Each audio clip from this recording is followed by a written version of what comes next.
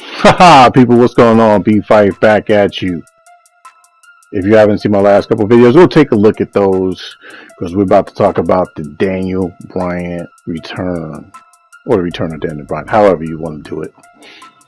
So this is the showcase. I completed all the matches, but I kind of want to give somewhat of a overview or review of my experience with this.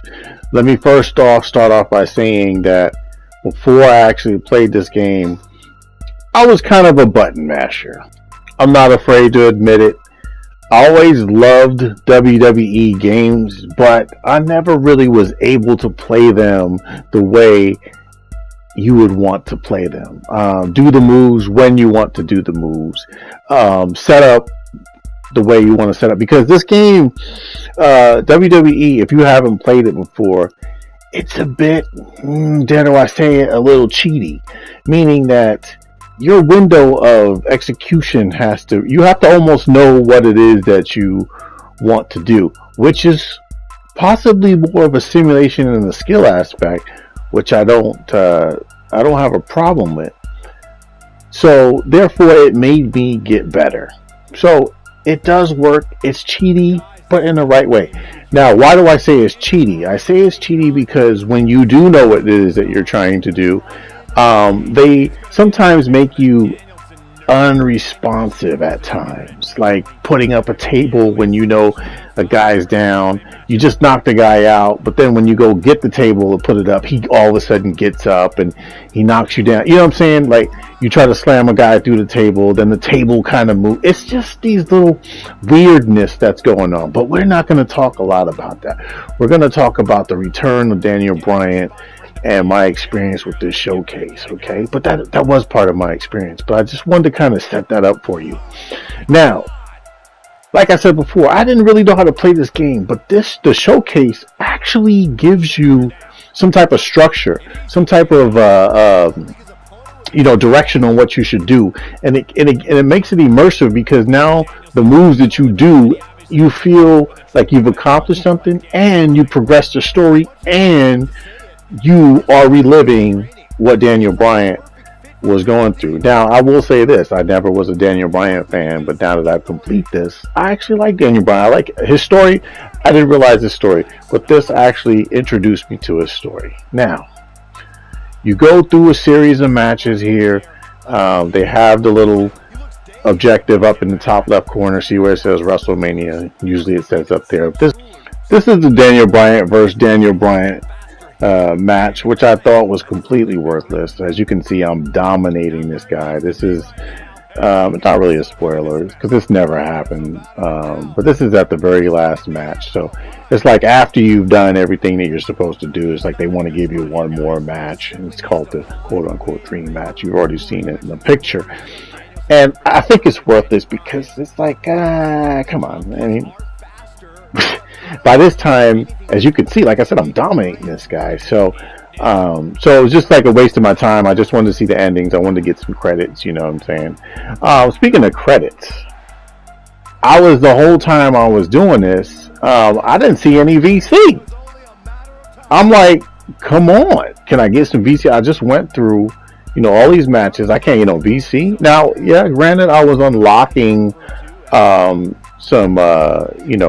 talent that I would have probably had to use VC for, and a couple of them I had prematurely used VC, and I was a little irritated with that. But hey, it is what it is. But definitely thought I was going to see some VC. Now, I'll just leave it at that. For those of you who want to correct me about that, just stick around a little bit longer, and we'll see. So you go through a series of matches, each recreating highlights of his career and important matches that, is part of the story. As you go through, you have objectives, you unlock that, you unlock content. Okay, that's a good thing. I got to, I believe it was the third match against Randy Orton, and that was where I really reached my biggest stumbling block, because this was a long match. And even when you knew what you were doing, it was about 20-minute match on average. and I got to the very last objective, and that gave me a lot of problem for 2 days. And you can imagine that, you know, you spend 20 minutes, you get to this one point, you got one shot, okay, once again, and it was a bit cheaty. It was a bit cheaty, but you had to figure out the only way that you could do this. You know, I looked at YouTube. I hate to say it, I looked at YouTube because I don't have a lot of time to be figuring a lot of stuff. I want to do it.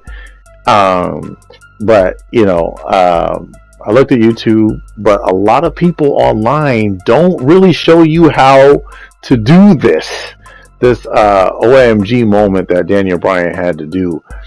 And you know, and even then, even though I tried to seek out the answer, I didn't get the answer. I still had to figure it out. So again, it took me a while to actually do it. I completed it, you know, and from that point on, you know, I understood. Like, it made me understand how this game was going to treat you. Like I said, remember for those little quirks that they do, so that, you know, it's kind of cheaty. Well, you had to kind of understand, and that added to the matches. Like, you can't just go through, set up the tables, you know, or do these moves because of these little aspects. And after a while, after I did start getting better at it, you know, I was able to just kind of, you know, understand it and work around it, and then pretty much from that point it was downhill. But I will say this, it was a great experience. I enjoyed it. You know, I feel like I've learned more about wrestling. Well, this game, not wrestling itself, but wrestling, playing this game. I feel like now I have the ability, or the tools at least, to go online with this. But yeah, once I got past the Randy Orton, you know, trial, you know, everything was pretty easy. But the story, though, I did gain the story. Again, like I said, I appreciate Daniel Bryan in a different light now. You know, I feel like I have better control over playing this game. You know, no longer like I've graduated. You know, I got my degree now. You know, in playing this game, I feel like I can actually play the game and review it fairly. Whereas all these other years, I was pressing a button and saying, "Oh, the graphics are pretty," and that's pretty much it. But what's next for me? Okay, well, I say this. Okay, the review pretty much for this is over. So if you you know, you just want to find out about the showcase, it's pretty much over. Now, to address what's next, I think I'll do it in another video, and I'll also add some of my gripes and some of my things that I really enjoyed. More of a overall, you know, informal review, so you could take a look at that. Now, for those of you, when I was talking about VC, you stuck around. Good for you. I hope you didn't write that comment of, "You idiot, you do get VC," because it's true, you do get VC. And but I don't necessarily think it makes that much sense. I feel like you could get more, but the fact that you only get, like, you know, 45, 41, 37, maybe 65 VC per match, you know, I guess it's relevant. But anyway, it's your boy BPhife. Take a look at that video, and you know, it's coming up with my gripes and stuff, and I'm glad you took a peek. Got other series, other videos, as you can see on the screen. There you go. Yeah, I'm out. Thanks for watching.